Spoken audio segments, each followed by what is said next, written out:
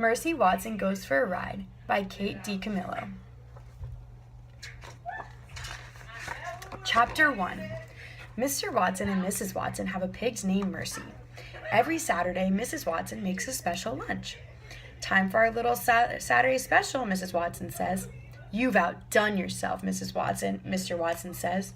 Oink, says Mercy. Every Saturday after lunch, Mr. Watson goes outside. Mercy follows him. They stand in the driveway. Together they admire Mr. Watson's convertible. Are you ready? asks Mr. Watson. Oink, says Mercy. Mr. Watson opens the passenger door. Mercy hops into the car. She sits behind the wheel. She snuffles contentedly.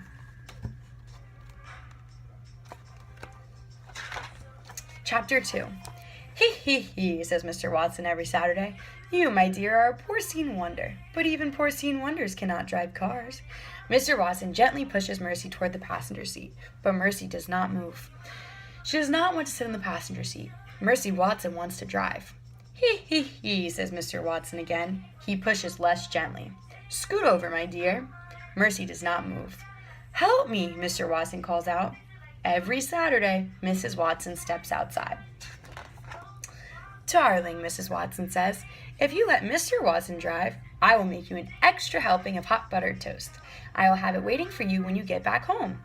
Mercy narrows her eyes. She loves hot buttered toast. She also loves extra helpings. Slowly, very slowly, she moves over to the passenger side. What a dear, said Mrs. Watson. She claps her hands. You are such a good sport, darling. Yes, says Mr. Watson, she most certainly is. He gets in the car and sits behind the wheel. He turns the key in the ignition. The Watson convertible rumbles to life. Chapter 3. Bon voyage, Mrs. Watson calls. Bon voyage, my dears. When you get home, we will all have buttered toast. Goodbye, Mrs. Watson, Mr. Watson shouts. He backs the car out of the driveway very quickly. He does not look behind him. Mr. Watson is a forward-looking man. He does not believe in looking back. Oink, says Mercy. Already she is having a good time. And we're off, says Mr. Watson. We're off on an adventure.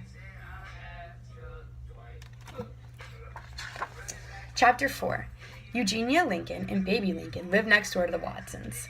Every Saturday, the Lincoln sisters watch Mercy and Mr. Watson back out of the driveway.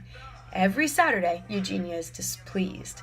Mr. Watson is a very bad driver, she says. He is a menace behind the wheel. Yes, sister, says Baby. Furthermore, says Eugenia, it is my firm opinion that pigs should not be taken for rides in automobiles, particularly that pig. That pig is a sly pig. I do not trust her. No, sister, says Baby. Baby looks down the road. The car has disappeared. Mr. Watson and Mercy are gone. Folly, says Eugenia Lincoln. She shakes her fist. It is folly, I say. Yes, sister, says Baby. But secretly, Baby Lincoln thinks that a little folly wouldn't be a bad thing. Chapter 5. One Saturday, Mrs. Watson made a special lunch. After lunch, Mr. Watson and Mercy went outside. Everything happened just as it did, always did, every Saturday on Deckawoo Drive.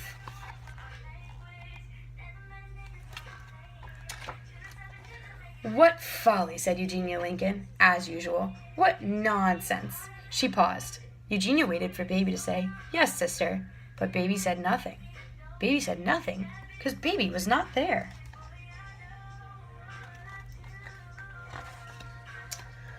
Chapter 6. Officer Tomilello sat in his police cruiser. A pink convertible sped past him. Was that a pig? Officer Tomilello asked himself. Yes, it was, he answered himself. That most certainly was a pig. Is it illegal to take a pig for a ride? Officer Tomilello asked himself. I don't believe it is, he answered himself. It is unusual, he continued, but unusual does not equal legal. However, it is illegal to speed, and that vehicle was definitely speeding. Officer Tomilello turned on his flashing lights. He pulled out onto the highway. He followed the car with the pig in it.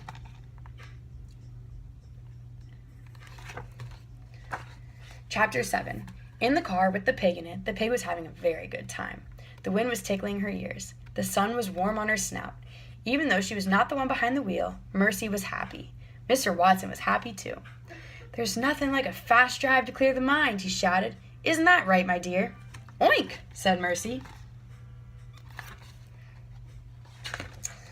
"It is wonderful to go fast," said a voice in the back seat. "Who said that?" said Mr. Watson. "Me," said Baby Lincoln. Mr. Watson looked over his shoulder. "Hello, Mr. Watson," said Baby. "Oink," said Mercy. "Hello, Mercy," said Baby. "What are you doing?" shouted Mr. Watson.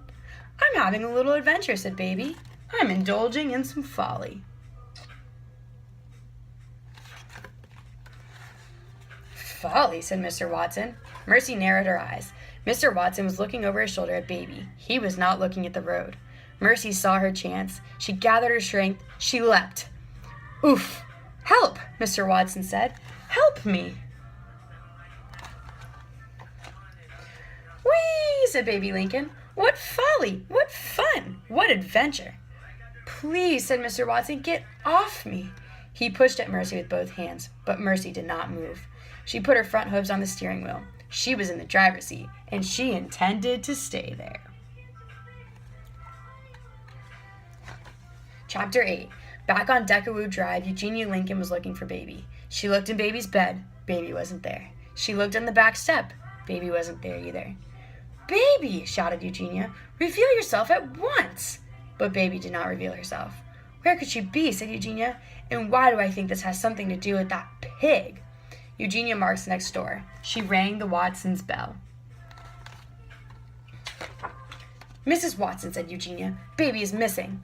"Goodness," said Mrs. Watson. "And I believe that your pig is responsible," said Eugenia. "Mercy?" said Mrs. Watson. "Yes," said Eugenia, "exactly." "But Mercy is not here," said Mrs. Watson. "She is on her Saturday ride with Mr. Watson." Eugenia turned and looked down the road. "Folly," she said. "Heavens," said Mrs. Watson. "You don't think—" "I do think," said Eugenia. "That is my point exactly. I do think, and apparently I'm the only one around here that does." Chapter 9. Officer Tomilello had to go very fast to catch up with the convertible. The officer had to speed. "Is that vehicle swerving?" Officer Tomilello asked himself. "It is," he answered himself. "It is most definitely swerving." "Is the driver of that vehicle breaking the law?" Officer Tomilello asked. "Without a doubt," he answered. "The law is being broken. It is time to take action." Officer Tomilello pulled up alongside the car, and he shouted through his bullhorn, "Pull over!" The driver turned. The driver looked at him. The driver oinked. "Is that pig behind the wheel?" Officer Tomilello asked himself. "Yes," he answered himself. "Yes, that pig is most definitely behind the wheel." Again, Officer Tomilello shouted into his bullhorn, "Pull over! Pigs cannot drive cars! Pull over immediately!" "He is absolutely correct," said Mr. Watson. "Pigs cannot drive cars, and I would like to pull over, but I can no longer feel my legs. Therefore, I cannot step on the brake pedal. Therefore, I cannot stop this car." "Oh dear," said Baby. "I think we're in trouble." Chapter 10. Back on Decawoo Drive, Mrs. Watson invited Eugenia inside. "There's no point in worrying alone," Mrs. Watson said. "Come in and help me fix a snack for my darlings." Mrs. Watson brought Eugenia into the kitchen. "Will you help me butter some toast?" asked Mrs. Watson. "Toast?" grumbled Eugenia. "Who cares about toast?" "Don't worry," said Mrs. Watson. She patted Eugenia on the back. "If Baby is with Mr. Watson, then she is just fine. Mr. Watson is an excellent driver." "He is a menace," said Eugenia. "Pardon?" said Mrs. Watson. "Oh, nothing," said Eugenia. She picked up a piece of toast. She applied the tiniest amount of butter. "Oh, heavens," said Mrs. Watson. "You have to put on more than that. Mercy likes a great deal of butter on her toast." "Who cares how the pig likes her toast?" Eugenia said. "There, there," said Mrs. Watson. "I know that you're worried, but everything will work out. Baby will come home. In the meantime, why don't we just concentrate on our buttering?" "Toast is not the answer," grumbled Eugenia, but she buttered another piece anyway. Chapter 11. "You must stop the car," shouted Officer Tomilello. "But I cannot stop the car," said Mrs. Watson. "Oink, oink," said Mercy. She was having an excellent time. "I have an idea, Mr. Watson," said Baby Lincoln. "If you tell me where the brake pedal is, I will apply it." "The brake pedal," said Mr. Watson from underneath Mercy, "is the pedal to the left of the gas pedal. The brake pedal is the pedal that I do not have my foot on." Baby unbuckled her seatbelt, climbed into the front seat, put her seatbelt on, slid as close to Mr. Watson as she could, looked down, saw Mr. Watson's foot, saw the pedal next to it.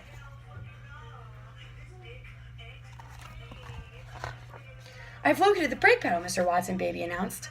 "Excellent," said Mr. Watson. "Now apply it." Baby stretched across Mr. Watson. "I'm applying the brake pedal, Mr. Watson," Baby shouted. Hold on, everyone." Chapter 12. The car screeched. The car shuddered. The car careened. The car caromed. And finally, the car stopped. Mercy was very surprised. Suddenly, she was not driving the car. Suddenly, she wasn't even in the car. Suddenly, Mercy was airborne. Mr. Watson was wearing his seatbelt. He didn't fly out of the car. Baby Lincoln was wearing her seatbelt. She didn't fly out of the car. Officer Tomilello was safe in his police cruiser. He did not fly out of his car. Only Mercy flew.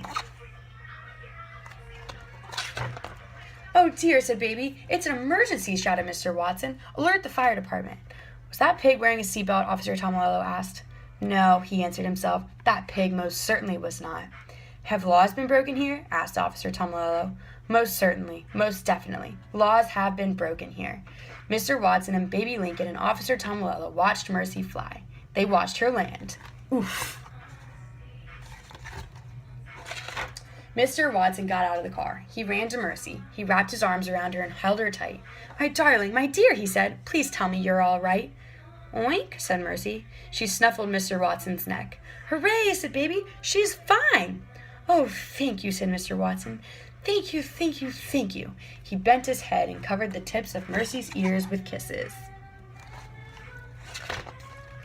"You are a miracle, a prodigy, a dear," Mr. Watson said. "You are a porcine wonder, but even porcine wonders cannot drive. In fact, porcine wonders should never be allowed to drive, ever."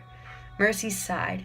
She was glad the ride was over. She felt a tiny bit dizzy and a little bit dazed. She wanted very much to go home.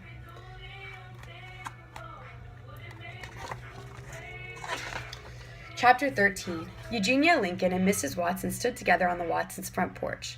They watched a police car pull into the driveway. Mr. Watson and Mercy and Baby Lincoln were all in the back seat. "As I suspected," said Eugenia. "Trouble, folly, and that pig is right in the middle of it." "Oh," said Mrs. Watson, "my darlings, my dears." She ran out to the police car.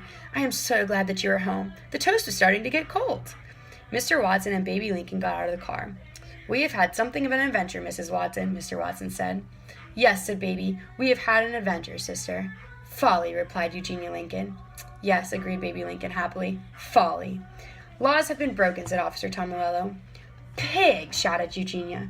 "Excuse me," said Officer Tomilello. "It's all that pig's fault," said Eugenia. She pointed at Mercy. Mercy climbed out of the car. She put her nose up in the air. She sniffed. Could it be? Yes, it was. Toast!